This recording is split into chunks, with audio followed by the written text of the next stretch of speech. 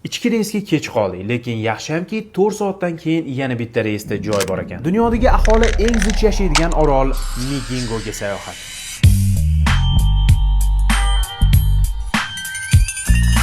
Eng asosiysi kayfiyatni tushirmaymiz o'rtoqlar. Kech qolgan bo'lsa ham Xudo xolasa ulguramiz.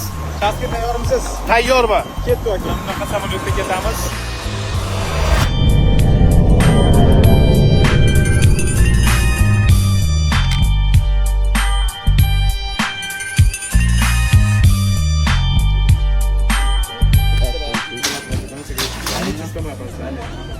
Да нет, мы понимаем. Мы не знали, что такие бешеные пробки с утра. Ну, конечно, я знаю, что вы думали, да, это Москвы и так далее. Да? Мы так не думали. Какой у нас план, Гриша? Сейчас помчимся, потому что со временем у нас не очень. Добро? Да, погнали.